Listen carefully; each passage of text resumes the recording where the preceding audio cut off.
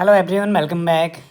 Nifty and bank Nifty analysis की इस video में आज बात करते हैं कि कहाँ पर निफ्टी ट्रेड कर रहा है और बैंक निफ्टी कहाँ पर है, साथ ही साथ क्या प्राइस एक्शन यहाँ पर बन रहा है। कुछ चार्ट में हमें यूनिक सी चीज़ दिख रही है, ये हम स्पॉट करेंगे। तो यहाँ पर निफ्टी 50 का ये चार्ट है। लास्ट क्लोजिंग रही है 24,346 के आसपास में।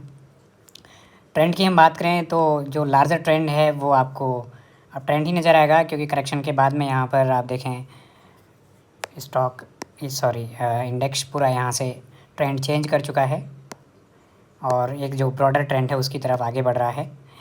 यहाँ पर लेकिन हमें कुछ जो छोटी छोटी कैंडल्स और विक्स नज़र आ रही हैं। यहाँ पर एक मोमेंटम में ब्रेक लगा है और ऊपर साइड में आप देखेंगे स्ट्रॉन्ग सेलिंग यहाँ पर दिख रही है काफ़ी दिनों से। तो इस लेवल को ब्रेक नहीं कर पा रहा है 24,500 के आसपास का। तो 24,500 का जो लेवल है ये बहुत ही इंपॉर्टेंट लेवल होने वाला है निफ्टी के लिए। यहाँ पर अच्छा खासा रेजिस्टेंस आपको नज़र आएगा 24,500, 24,700 के आसपास, 24,800 के आसपास। लेकिन जो एक बहुत ही अच्छी चीज़ मुझे यहाँ पे नज़र आ रही है वो मैं आपको यहाँ पे दिखाना चाह रहा हूँ। इसमें आप ध्यान देंगे, यहाँ पर हम एक लाइन ड्रॉ करते हैं, ट्रेंड लाइन हम यहाँ पर ड्रॉ करते हैं।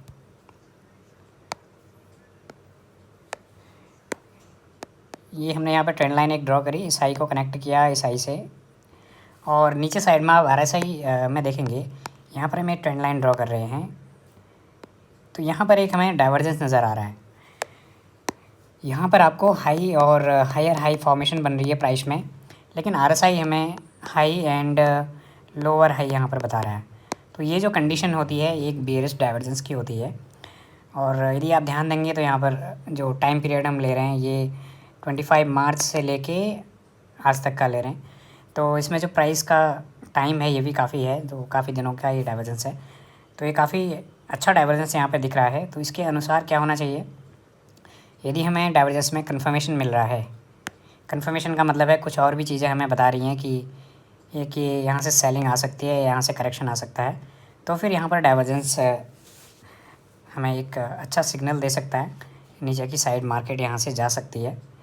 तो इसके लिए हम क्या यूज़ कर सकते हैं, प्राइस एक्शन हम यूज़ कर सकते हैं और कोई इंडिकेटर यूज़ कर सकते हैं, MACD हम यूज़ कर सकते हैं। मैकडी यहाँ पे लगा के देखते हैं कि मैकडी यहाँ पर क्या दिखा रहा है, क्या मैकडी भी हमें कुछ यहाँ पर दिखा रहा है सेलिंग टाइप। यदि हम मैकडी की बात करें तो यहाँ पर आप देखेंगे कोई ऐसा क्रॉसओवर यहाँ पर नहीं नज़र आ रहा है। तो फ़िलहाल तो यहाँ पर इस डाइवर्जेंस को मैकडी सपोर्ट नहीं कर रहा है। यदि आप कोई और इंडिकेटर या ट्रेंड लाइन की बात करें तो ऐसा भी यहाँ पर कुछ ट्रेंड लाइन का भी नहीं बन रहा है हिसाब। यदि हम ट्रेंड लाइन देखें तो इस तरह से कुछ बन रही है। ट्रेंड लाइन में तो जो ब्रेकआउट है ऊपर साइड का है और रेजिस्टेंस भी देख लेते हैं एक बार। तो रेजिस्टेंस ये ब्रेक हो चुका है यहाँ पे, जो ये वाला रेजिस्टेंस था। केवल यहाँ पर डाइवर्जेंस है लेकिन डाइवर्जेंस को कंफर्म नहीं कर रहा है। तो जब भी हम RSI डाइवर्जेंस लेते हैं तो कंफर्मेशन उसमें बहुत ज़रूरी होता है। यदि हम कैंडल की बात करें तो कैंडल में हमें यहाँ पर कुछ विक्स दिख रही हैं, ऊपर साइड से सेलिंग प्रेशर नज़र आ रहा है, लेकिन इतना काफ़ी नहीं होगा ये प्रूव करने के लिए कि ये जो डाइवर्जेंस है यहाँ पर सक्सेसफुल हो पाएगा। तो ये देखने वाली बात आने वाले समय में किस तरह से मार्केट यहाँ पे बिहेव करती है। लेकिन ये काफ़ी इम्पोर्टेंट यहाँ पर जो हैपनिंग्स हैं ये हो रही हैं। प्राइस में भी आप देखेंगे कि कोई स्ट्रॉन्ग यहाँ पे कन्विंसिंग कैंडल नहीं बन रही है ऊपर साइड में, केवल छोटे छोटे विक्स और एक बैलेंस टाइप बन रहा है। नीचे साइड से भी यहाँ पर बाइंग प्रेशर है, ऐसा नहीं कि सेलिंग ही है, और ऊपर को भी नहीं ब्रेक कर पा रहा है। तो 24,500 का जो ये प्राइस है इसके ऊपर क्लोजिंग देना बहुत ज़रूरी है मार्केट को। लास्ट ट्रेडिंग सेशन में कोशिश करी थी लेकिन हो नहीं पाया था। तो देखते हैं आने वाले समय में किस तरह से मार्केट यहाँ पे बिहेव करती है। अब बात करते हैं कुछ सेक्टर्स की। इससे पहले हम एक बार देख लेते हैं बैंक निफ्टी किस तरह से यहाँ पर दिख रहा है। तो बैंक निफ्टी हम यहाँ पे ढूंढते हैं। यहाँ पर ये निफ्टी बैंक का चार्ट है डेली टाइम फ्रेम पर। इसमें देखते हैं क्या यहाँ पे प्राइस एक्शन बन रहा है और क्या पैटर्न्स बन रहे हैं। ब्रॉडर ट्रेंड आपको दिखेगा अप ट्रेंड ही है यहाँ पर, और निफ्टी से ज़्यादा स्ट्रॉन्ग यहाँ पर ट्रेंड है। और बैंक निफ्टी ने तो यहाँ पर ऑल टाइम हाई भी क्रॉस किया था, और जो इसका ऑल टाइम हाई था, प्रीवियस हाई था जो, वो एक इम्पोर्टेंट सपोर्ट की तरह यहाँ पे काम कर रहा है।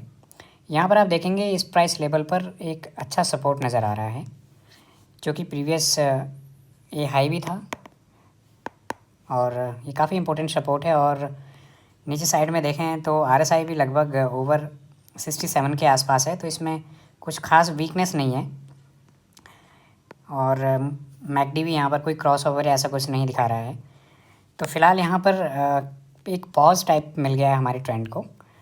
तो आगे क्या हम एक्सपेक्ट कर सकते हैं? देखो यहाँ पर मार्केट सपोर्ट ज़रूर ले रहा है इस लेवल का। जब तक ये लेवल ब्रेक नहीं होता है तब तक यहाँ पर कुछ ऐसा डरने की ज़रूरत नहीं है। मार्केट यहाँ से इमीडिएटली नीचे का ऐसा मूवमेंट दिख नहीं रहा है। हाँ, ऊपर साइड में भी ऐसा कोई कन्विंसिंग कैंडल्स नहीं बन रही हैं। ऊपर साइड में भी आप देखेंगे तो विक साइड दिख रही हैं, तो विक अपने आप में एक सेलिंग प्रेशर बता दी है। तो वॉल्यूम की बात करें तो वॉल्यूम में भी कुछ खास यहाँ पर तेज़ी नहीं दिखाई दे रही है, जिससे कॉन्फिडेंस नहीं आ रहा है कि मार्केट यहाँ से कोई शार्प मूवमेंट दिखाएगी ऊपर साइड का या नीचे साइड का। तो अभी यदि हम बात करें तो एक रेंज पर ये घूम रही है। तो जब तक ये लेवल ब्रेक नहीं होते हैं तब तक ये रेंज ही रहेगी इसमें, ऐसा मुझे लगता है।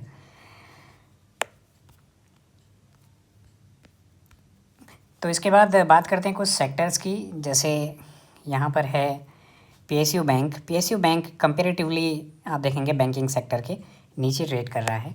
PSU बैंक का जो ऑल टाइम हाई था ये लगभग 8000 के आसपास था और अभी ये 6500 के आसपास ट्रेड कर रहा है। तो PSU बैंक में एक ट्रेंड लाइन का ब्रेकआउट यहाँ पे आया था, लेकिन वो सस्टेन नहीं कर पाया। तो जब तक ये ब्रेकआउट ऊपर साइड में नहीं आता है तो तब तक थोड़ा सा दिक्कत तो है ही इसमें।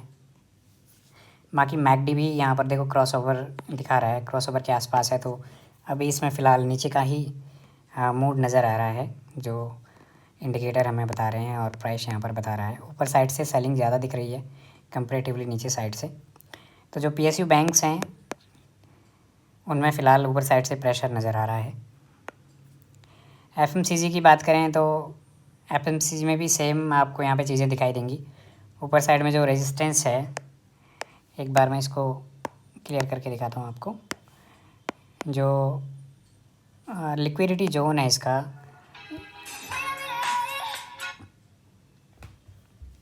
यदि मैं इसकी बात करूँ तो ये इस तरह से बनता है। तो इस एरिया में काफ़ी स्ट्रॉन्ग लिक्विडिटी है। जब तक ये लेवल ब्रेक नहीं होता है, ऊपर साइड से स्ट्रॉन्ग रेजिस्टेंस है, तब तक डायरेक्शन अभी नीचे को ही है।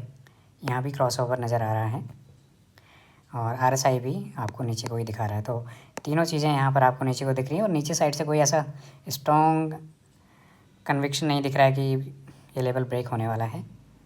तो फ़िलहाल FMCG भी सेम पैटर्न में ही घूम रहा है जैसे PSU बैंक है और अभी भी काफ़ी नीचे ये सेक्टर ट्रेड कर रहे हैं। आने वाले वीडियो में देखेंगे कुछ और सेक्टर्स के बारे में और चैनल रेगुलरली देखते रहिए। यहाँ पर मैं इस तरह के एनालिसिस पोस्ट करता रहता हूँ। वीडियो देखने के लिए धन्यवाद।